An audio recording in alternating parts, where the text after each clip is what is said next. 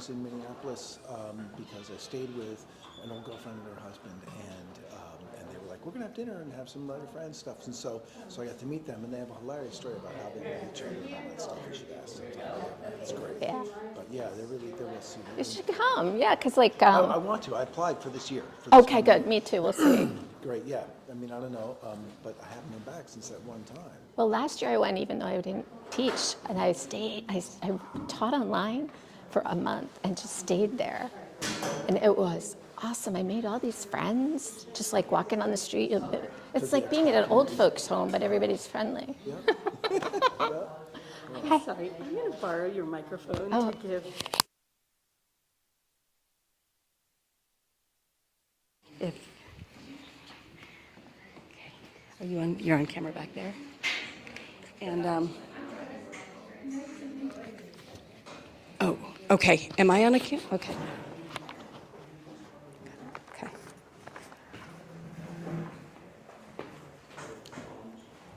Great. Hello.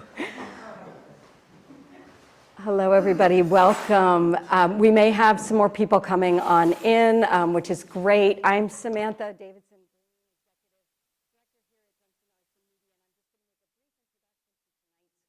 program, but I want to thank the people in the room for being patient with our setup.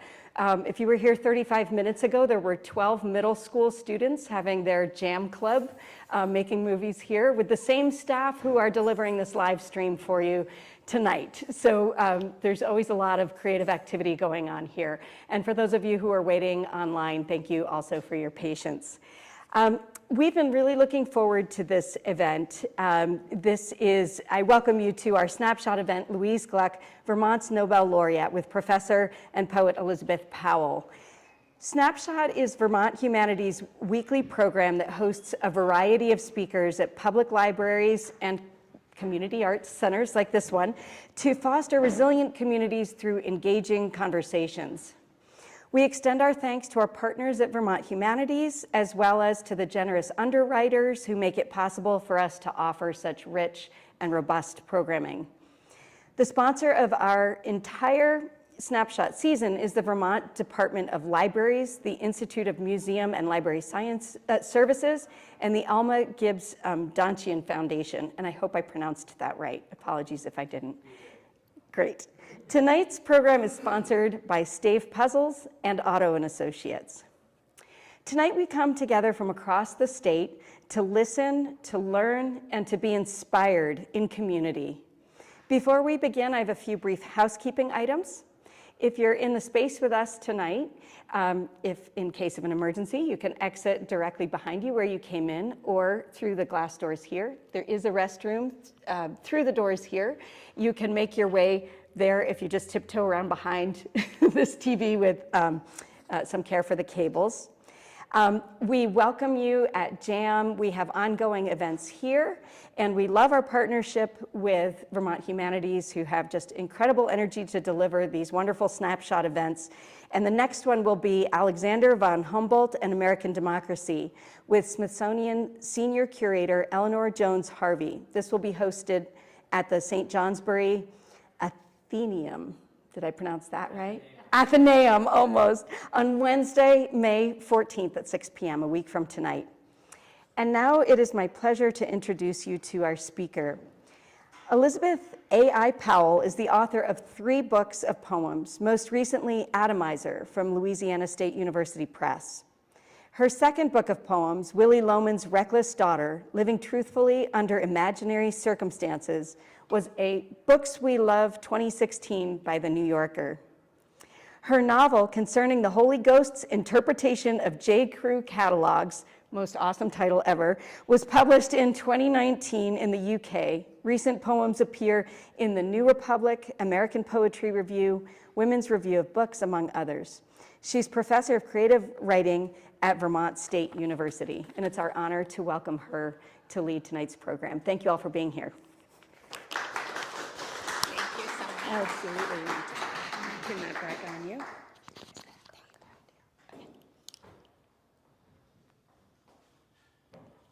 So nice to be here. Thank you so much for having me. I'm shrinking, so I got to get this just right. Great to be here. It's a pleasure to be here with you for the Vermont Humanities Council Speaker Series. I'm honored. Tonight we'll talk about some of Louise Glück's poems that invite us to sit in her Vermont garden beside a scrawny-ish clump of iris, or maybe we'll kneel down in the mud next to a snowdrop and listen carefully, not just to the flowers, but to ourselves and to whatever voice might be speaking when everything else has gone silent. On my way here tonight, I saw a rainbow. I don't know why I was so nervous about coming here tonight. I lived here in 1989 when my parents moved up here from Greenwich Village, and I had the loneliest time in White River Junction in 1989. There were no young people, that didn't seem like. I worked for the radio station over where the aquatic place is now. I don't know, you can't go home again, So when I saw the rainbow, I thought, a promise, like wherever you are, there's the promise that peace will return, because it was a different time, right? And I'm going to talk a lot about that in Glück's poems. And I'm nervous about talking about her because I had such reverence for her work. I never got the opportunity to meet her, but she's been one of my favorite poets. And here comes the choo-choo. Anyway, so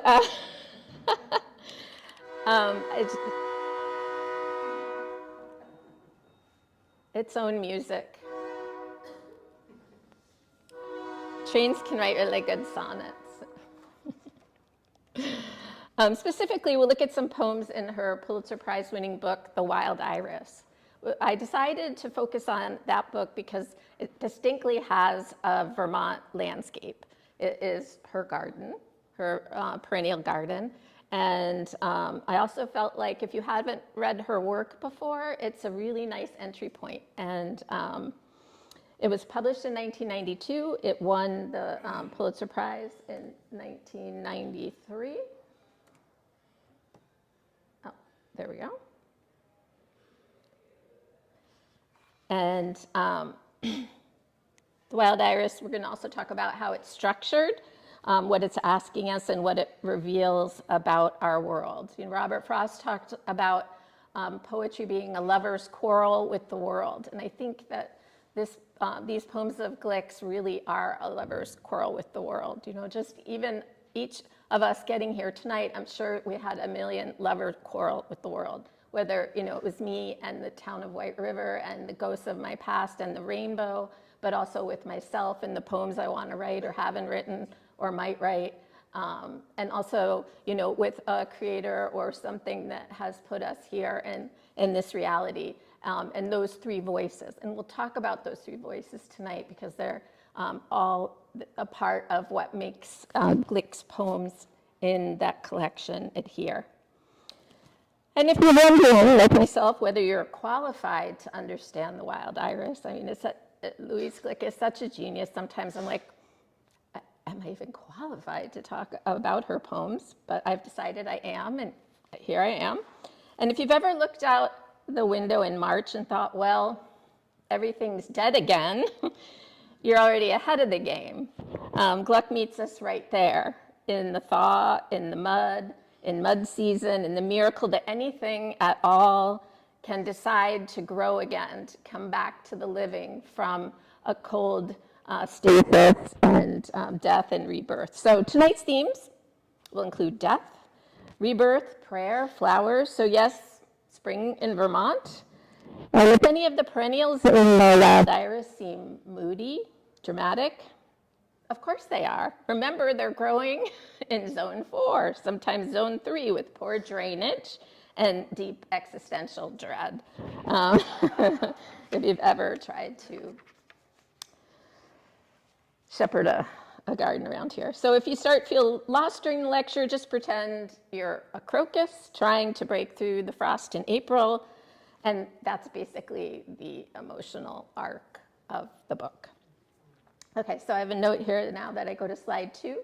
I'm not technically proficient, plus I had a traumatic brain injury 5 years ago, and computers are now especially befuddling, but my son taught me how to do this, so here we go.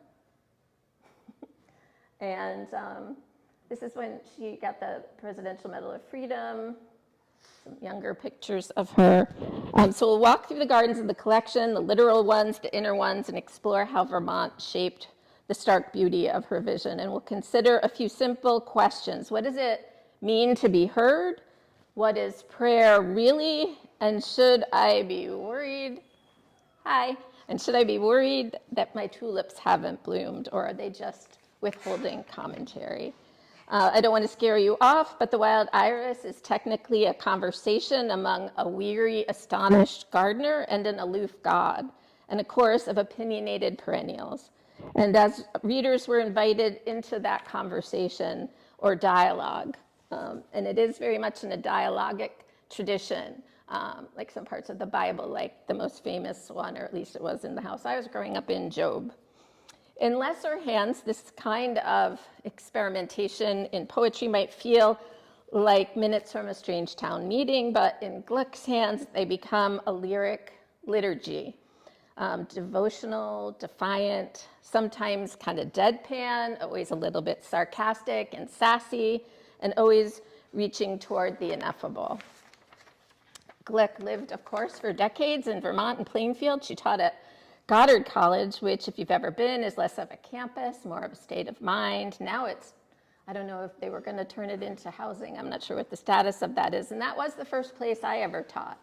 And it was a little scary. I had a student who pulled out a switchblade. I'll never forget it. And he looked at me and he cleaned his nails. And I was like, oh, okay. But hey, it taught her about frost, patience, and the clean silence of snow. And it gave her the distance she needed to hear voices not usually heard. Flowers, yes, but also creative spirit, silence, myriad dialogues within the self. And she talks a lot about, in her various interviews, about how she really took to teaching and how important it was to her work as a poet. There's the 1993 Pulitzer Prize Wild Iris cover. So as you may or may not know, I'm just going to go over some brief bio in case you don't. She was born in New York. She had a long teaching career at Yale. She also taught at Williams, Goddard. She was the Poet Laureate of Vermont, also the Poet Laureate of the United States. She was a Nobel Prize winner in 2020, a Pulitzer Prize winner in 1993 for this book, and she also won the National Book Award in 2014 and many other important accolades. Solitude, austere seasons, gardens, both aesthetic and existential landscapes, the isolation, quietude of Vermont landscape are all part of the spiritual terrain in many of her works. The rhythms of weather and silence and deep listening. In her poems in particular, you can hear where the self listens for what is left of dreams and delusions. You know, the way she deconstructs her own delusions and our delusions, or reality's delusions, is always so stunning to me. And I love how she goes from irony to beauty to existential dread, in the series of maybe 3 poems. She made her debut in 1968 with Firstborn. It was a highly acclaimed book. And here's the Nobel Prize. The citation that she won said, praised her unmistakable poetic voice that with austere beauty makes individual existence universal. With austere beauty that makes individual existence universal. And we'll see that in these poems from The Wild Iris. Here's a quote from Glück, one of her interviews. She says, "The poems to which I have all my life been most ardently drawn are poems of the kind I have described, poems that are intimate or of an intimate selection or collusion, poems to which the listener or reader makes an essential contribution as recipient of a confidence or an outcry, and sometimes a co-conspirator."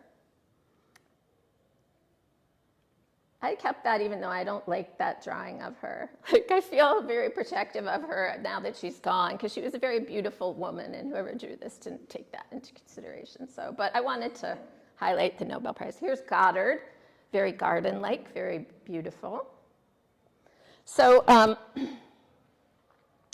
garden in Vermont is an act of faith, right? And in The Wild Iris, we're in Glück's garden, and it captures the tension between beauty and austerity, as I mentioned before, but also a kind of spiritual severity, and a creator who has us again in a mythic garden, right? You know that song Woodstock? Joni Mitchell wrote the music, We've Got to Get Back to the Garden, and this idea that there's always the mythical garden, the Genesis garden to which we are fallen from but seek to get back to. And that's an important distinction, not to undo it, because that would be much more of a Luciferian vision.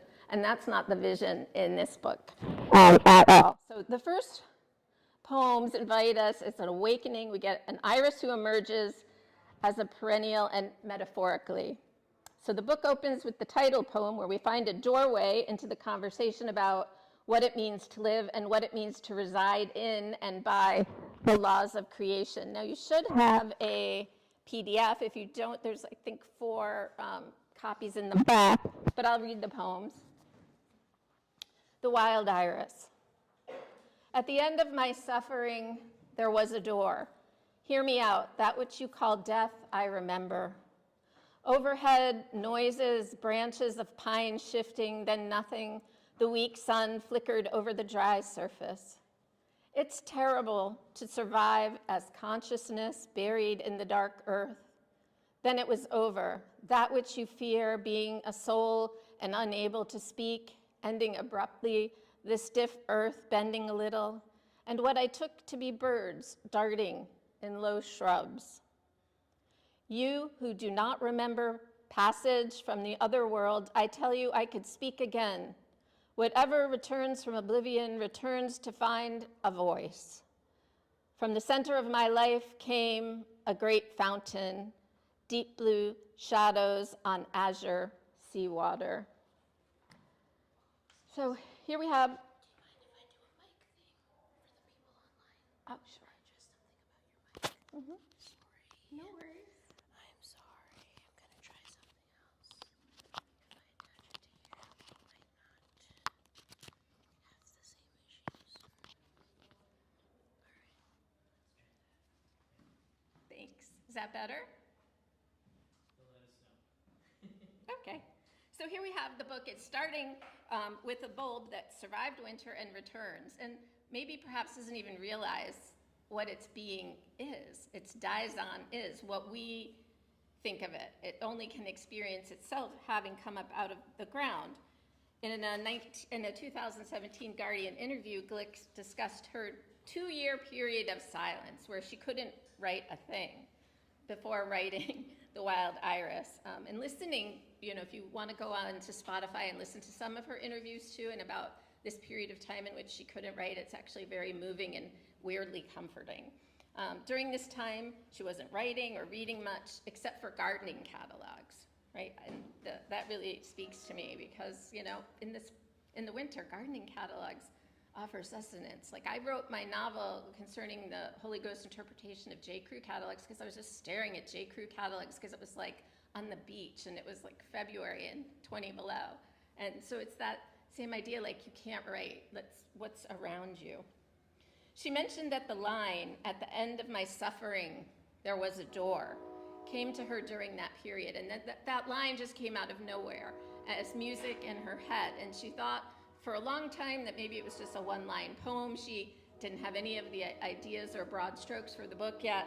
I think that's really interesting because I feel like that's one of the best lines in poetry. At the end of my suffering, there was a door. And even syntactically, like, if it went, there was a door, and at the other side was the end of my suffering, it would be totally different, right? So it's the syntax, too, that makes it compelling.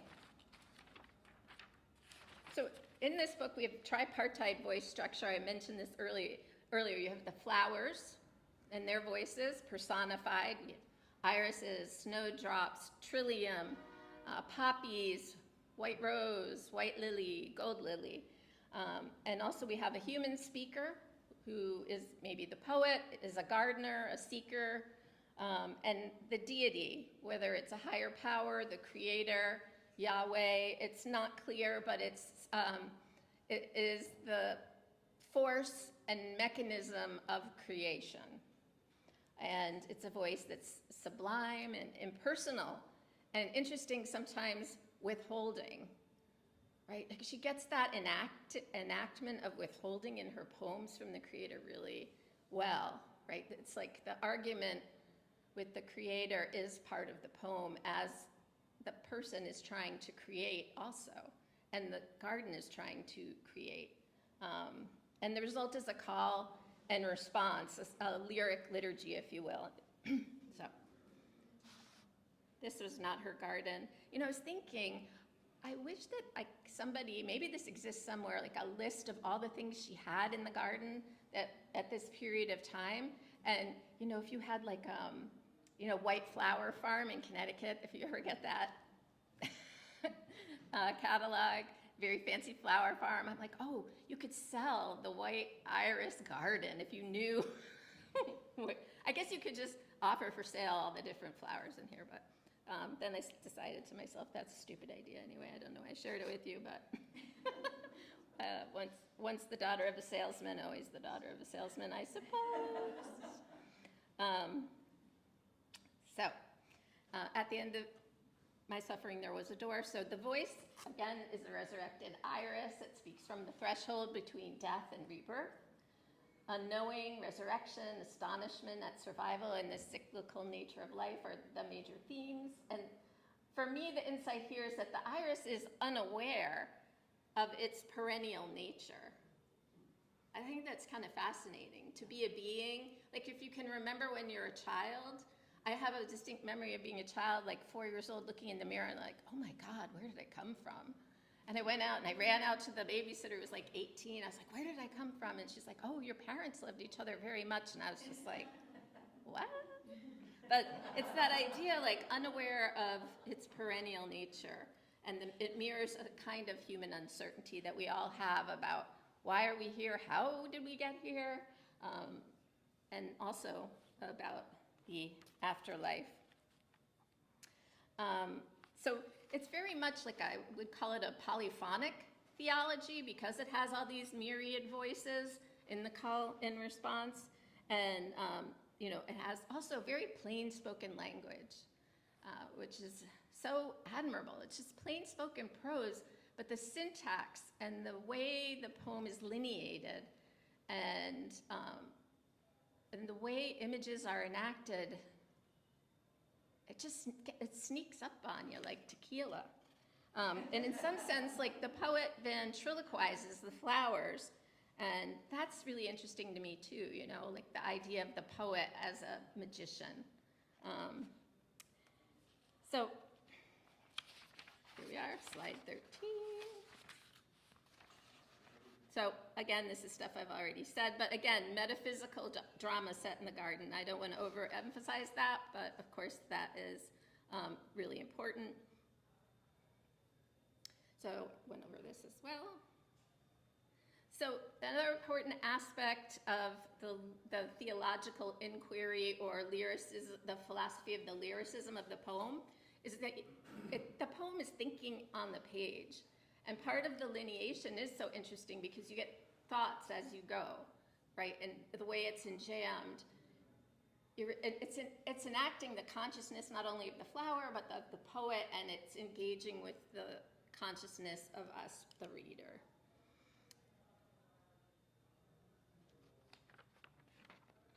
So, conversations with the ineffable. So in this opening poem, the flower speaks of its return from death. And when the flower says, it's terrible to survive as consciousness buried in the earth, the voice is autonomous there. And it doesn't speak for the human speaker nor for God. It speaks of a truth born of suffering and regeneration, which is what we all suffer from, right? We all have suffering and hopefully regeneration until we don't. Right, but then maybe we do even after we don't, right? What did Einstein say? Matter never totally dies. So there's a suggestion of endurance here. There's a silence, there's a divinity. Also, this idea of a dramatic monologue. While there are three voices, that in each poem there is a dramatic monologue that questions and answers and is as misunderstood. It's almost like a modern liturgy of doubt. Glück never identified as a Jewish poet, but she grew up in a Jewish home and was familiar with the liturgy of Judaism. And it's super interesting to me that you see this kind of liturgy play out in the poems, but also that there's this Christian, very Catholic Book of Hours overlay, where there are vespers and matins, morning prayers and evening prayers in the book rather. So there are the flowers, the matins and the vespers, which are the prayers, and then different kinds of weather, like retreating wind, retreating light, where it's more God speaking. God comes out of the weather. And so it's a poetic world in which no single voice carries absolute authority. And this dialogic structure speaks across time and deepens our understanding of language and uncertainty.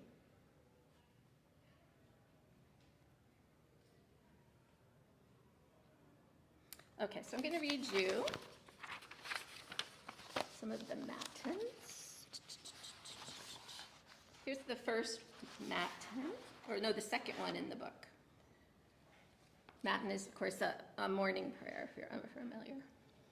Unreachable Father, when we were first exiled from heaven, you made a replica, a place in one sense different from heaven, being designed to teach a lesson. Otherwise the same, beauty on either side, beauty without alternative, except we didn't know what was the lesson. Left alone, we exhausted each other. Years of darkness followed. We took turns working the garden, the first tears filling our eyes as earth misted with petals, some dark red, some flesh-colored. We never thought of you, whom we were learning to worship. We merely knew it wasn't human nature to love, only what returns love. Right? That pushing away, that rejection and the seeking of trying to resolve the rejection through gaining of the love, because perhaps merely knew it wasn't human nature to love only what returns love. Right? Because the garden doesn't always return love. Sometimes it nourishes us when the tomatoes do survive and don't get, black spots. And, sometimes the roses aren't eaten by Japanese beetles. But it's a constant battle in reality, but also on this higher spiritual plane where you want the beauty and the love, but it's an enactment of the suffering that's at the basis of the canonical biblical texts that this is a nod to as well. Already said that. So let me talk a little bit about Vermont as the character and the landscape. So here in this poem we have a speaker that pleads with a silent God, questioning the worth of prayer and divine absence. And the themes are petition, abandonment, spiritual drought, and the despair is, I think, interestingly, and why I like this book, not nihilistic. For all her sassiness and wisecrackery, she's not a nihilist. And I think it's amazing that she got the Pulitzer Prize, because so often irony and sassiness and a pushing against Western tradition to some degree is usually in vogue, and that this book won a Pulitzer Prize is super interesting to me. So here's Scylla, which is out now in my garden. And I don't really like it because it sort of just takes over my garden. But not I, you idiot, not self, but we waves of sky blue, like a critique of heaven. Why do you treasure your voice when to be one thing is to be next to nothing? Why do you look up to hear an echo like the voice of God? You are all the same to us, solitary, standing above us, planning your silly lives. You go where you are sent, like all things, where the wind plants you, one or another of you forever, looking down and seeing some image of water and hearing what? Waves and over waves, birds singing. Right. Here's the picture of it again. It is very blue, and wave-like, and it comes out in the garden and they all look like, they're doing their little dance, and they are very pretty. And the idea, too, this idea that they're like waves, I like that metaphor because throughout the book there's this sense that and whenever there is water and blue water, that where there is a ripple or a wave, it's the way that we in our own humanness are like a wave in a larger body of water, and we can never truly understand and truly know what effect we are having on the larger body. And even the flowers seem to understand that as well. Okay. I talk a lot, so what time is it? 6:35. Maybe Okay. another 10 minutes. Okay. I better retreating wind. When I made you, I loved you, now I pity you. So retreating wind, remember, weather is going to be more in the voice of the creator. When I made you, I loved you, now I pity you. I gave you all you needed, bed of earth, blanket of blue air. As I get further away from you, I see you more clearly. Your souls should have been immense by now. Not what they are, small talking things. I gave you every gift, blue of the spring morning, time you didn't know how to use. You wanted more, the one gift reserved for another creation. Whatever you hoped, you will not find yourselves in the garden, among the growing plants. Your lives are not circular like theirs. Your lives are the bird's flight, which begins and ends in stillness, which begins and ends in form echoing. This arc from the white birch to the apple tree. I love the direct address here, speaking to humanity, almost like a divine monologue. And the device, the rhetorical device, creates an intimacy and an almost confrontational tone. Like if I could slow down a minute and listen to what my creator is saying to me, maybe I imagine he may say, when I made you, I loved you, now I pity you, right? Because I can't slow down to listen to it. And that's what that part of the poem reminds me of, that there is this cosmic speaker addressing a fallible human audience. I want to talk a little bit about eco-criticism. So this poem also is a good example of the contrast that Louise makes with humans and plants and birds to critique human disconnection from natural cycles. Like I said, it's firmly planted in that sort of mythic Genesis garden, but there is also a sense that the natural cycles are spiritual as well. But I don't think personally, and we could discuss this, there is like a nature goddess or a nature god in this book. The plants have circular lives and the humans are linear and terminal. Then you've got the bird's flight. And humanity's failure lies in its refusal to live within ecological and temporal boundaries, a place of biological theology or eco-lyricism. I also over-prepare since I had my brain injury, so forgive me for all of my slides, but I'll get you done in 10 minutes. The garden. If only.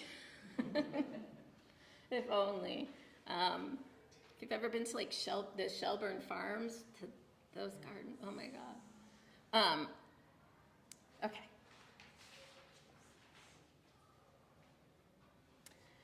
I couldn't do it again.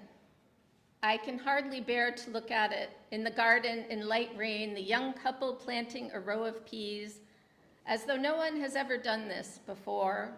The great difficulties have never as yet been faced and solved. They cannot see themselves in fresh dirt, starting up without perspective, the hills behind them pale green, clouded with flowers. She wants to stop. He wants to get to the end, to stay with the thing. Look at her, touching his cheek to make a truce. Her fingers cool with spring rain and thin grass, bursts of purple crocus. And here, Even at the beginning of love, her hand leaving his face makes an image of departure. And they think they are free to overlook this sadness. Da-dum, da-dum, da-dum, right? In every beginning and ending, and every ending a beginning, whether we like it or not. It's the terror of immortality and the limits of nature to console us, right? The garden isn't indifferent. It is responsive and benevolent in its own ways, but it's also it doesn't suffer fools gladly, which I heard Louise was very much like. Okay, Field of Flowers.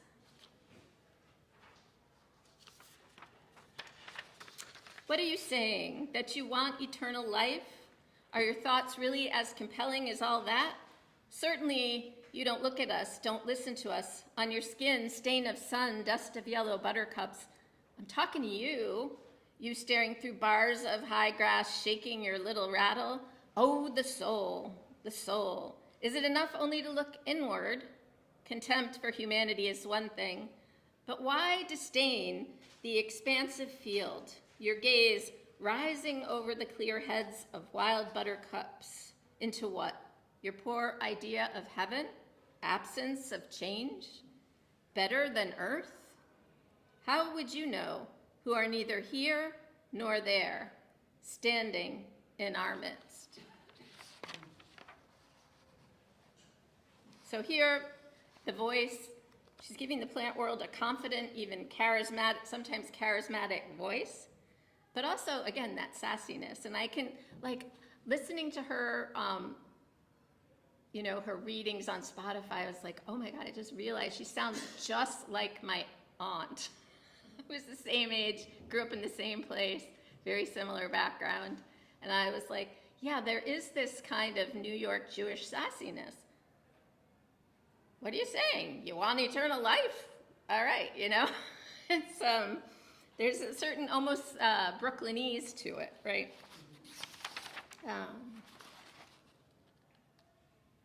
So it's very much escaping, criticizing a spiritual escapism, right? We all want to do that. Some of us go like to yoga retreats. I used to go to hot yoga, and then I went to India with everybody in the class, and oh my effing goodness, but they were all friends with that guy, the crazy Bikram, and they all were like insane. I was like, oh, I only knew you for an hour every other day. So, you know, that was for me like a spiritual escapism. And the flowers, the Field of Flowers have their own. Here are the red poppies. I'll read you that one.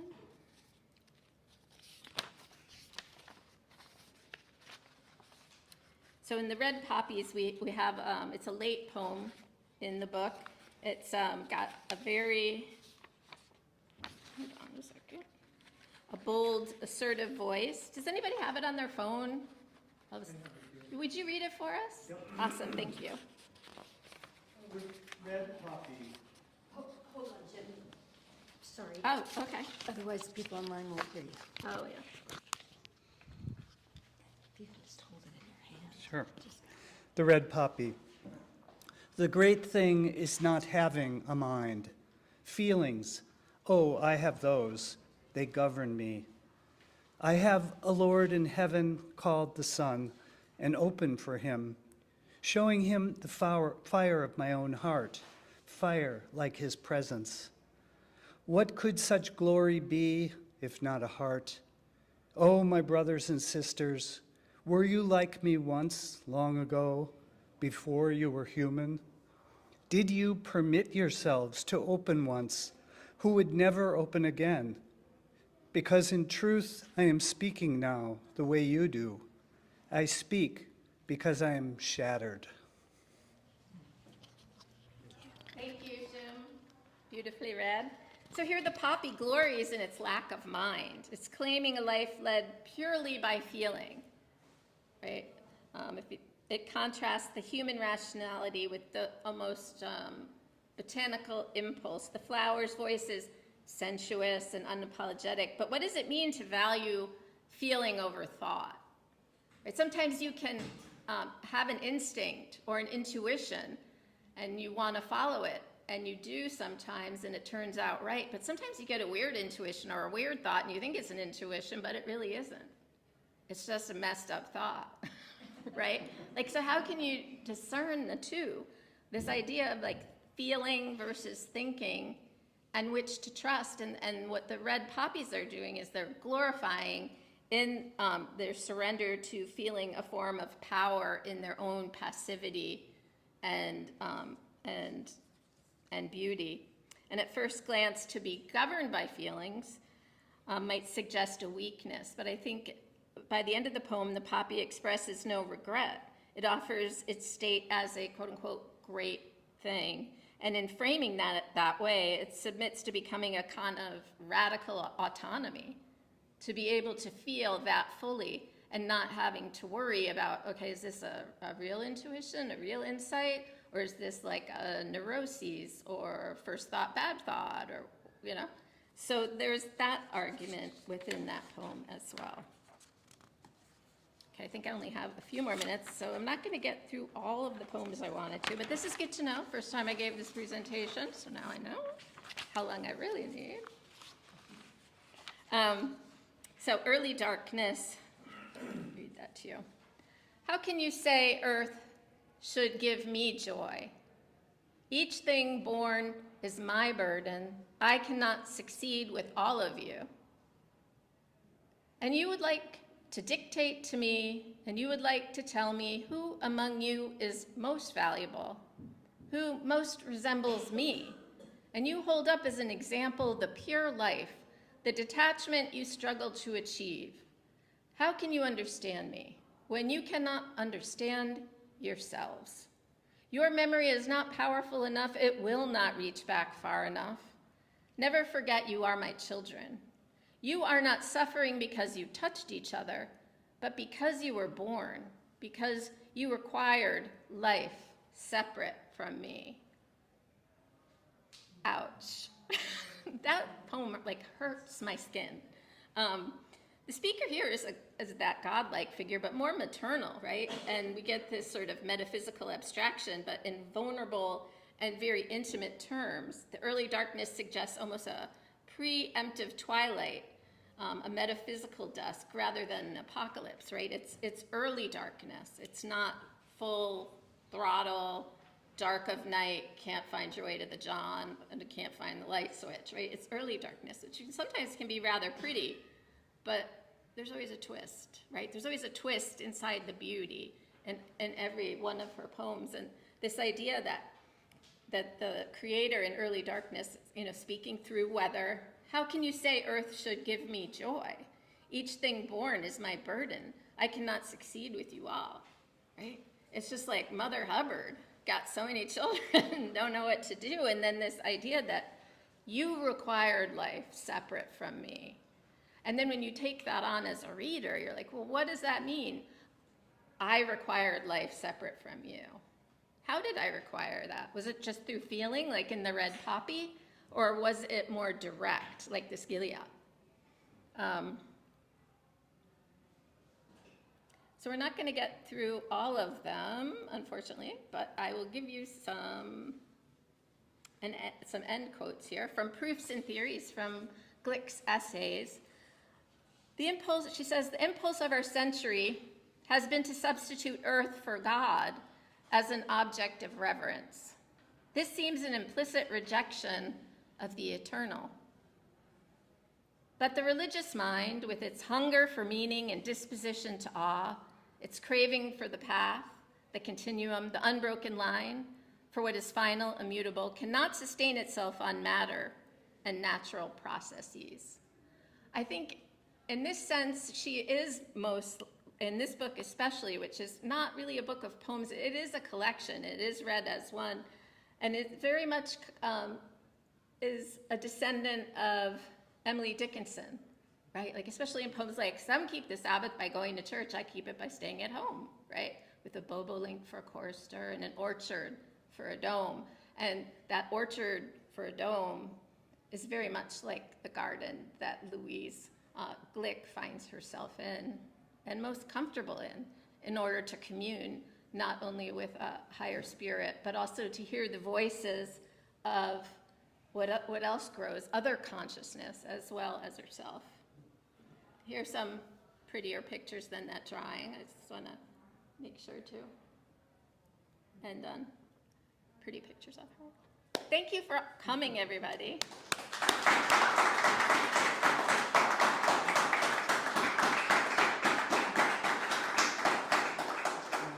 And I'm happy to try to entertain any questions. I may not have the answers, but we must, like Rilke says, we must live the questions. Woo-hoo. I do have one Yeah. that came through already Okay. from YouTube. How do you think Louise reshaped the American lyric voice, particularly through her use of myth and psychological introspection? Can you read that one more time? Sure, there's a lot in there. How do you think she reshaped the American lyric voice, particularly through her use of myth and psychological introspection? Well, I think she reshapes the American lyric voice in that she does bring a mid to late 20th century Jewish woman's voice from Long Island to mythical and biblical and religious and natural texts, right? She isn't deviating necessarily from the Western tradition that she was brought up in, but she is seeing it anew. And I think that that's what makes her lyricism so powerful, is that it's plain spoken, it's in the idiom of 1960s, 70s New York, and the lyricism jumps off the page because it has that kind of phrasing. It has the plain spoken language with the appropriate phrasing and the syntactical unit. Also, she's a master of the syntactical unit in order to provoke lyricism, like I was talking about in The Wild Iris in the beginning, right, with the doorway. So hope that answers whoever asked that fine and very difficult question. Thank you.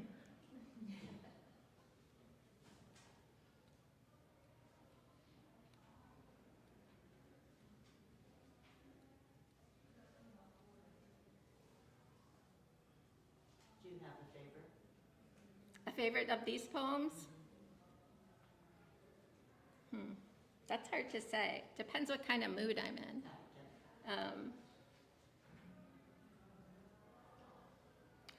I am partial to The Wild Iris, right? Because I want there to be a doorway at the end of my suffering.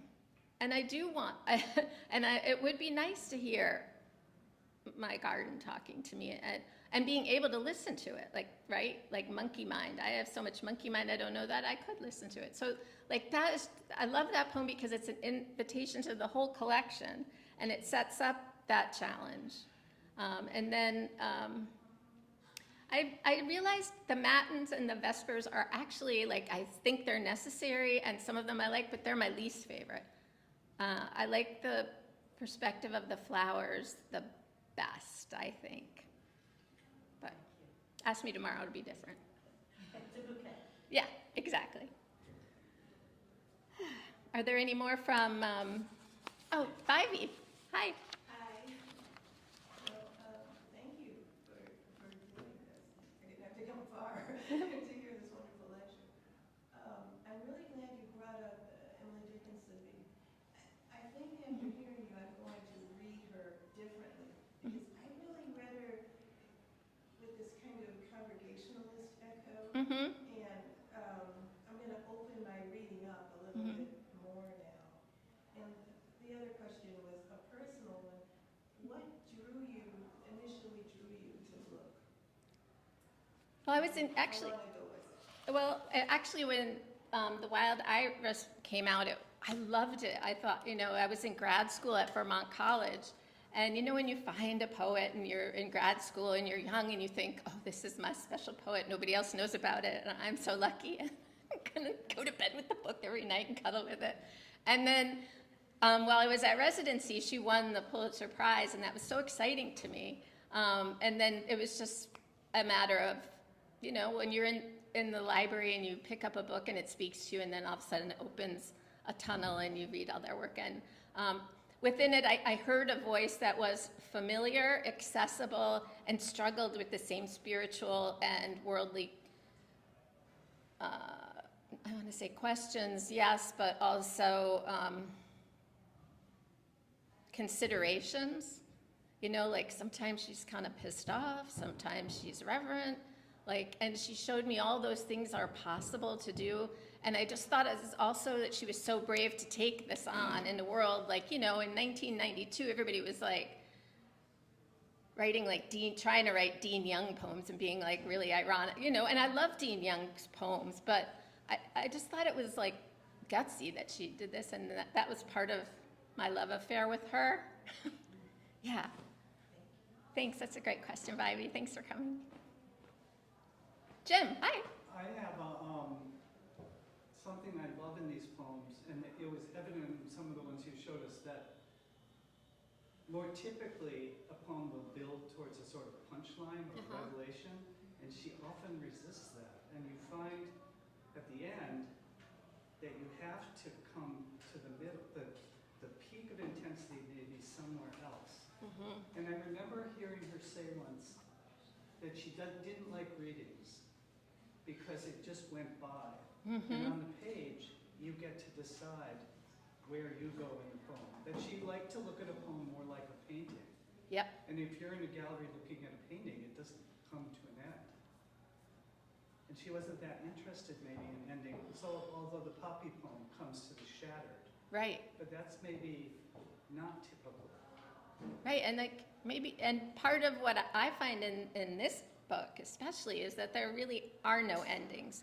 Like we are like the bulbs in the ground. We may think there's an ending, but maybe there isn't. And maybe it's not as, maybe everything's not as sacrificial or permanent or special like we think it is. But I think the way she does that too is, you know, like in a Petrarchan sonnet, after the octave, you get that turn of thought.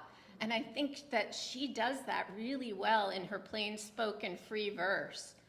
You know, you can tell, like, she talks a lot about how when she was 4 or 5 years old, she would be at her grandmother's reading one of those anthologies of poems, and she read Shakespeare and Blake. And you can see that in the work, and I think it's in that turn of consciousness midway in the poem, because she doesn't wrap it up nicely at the end. I think you're absolutely right. That's such an important point. Thanks, Jim. And so I offer that as a possible way of, like, maybe that's why I go back to the middle of the poem and then go to the end again.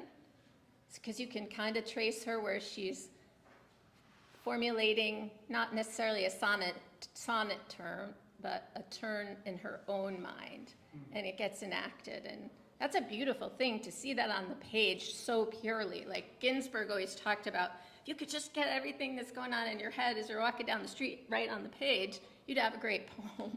But of course, then you have to go sit down and get a pencil out, etc., or speak it into your iPhone, and it's never as good as if you could really get that consciousness on the page, and it's so hard. But thank you, everyone, for coming. Really appreciate it. Thank you, Vermont Humanities. Thank you, everybody online. Nice to see you. Sorry, I can't see you, but happy spring.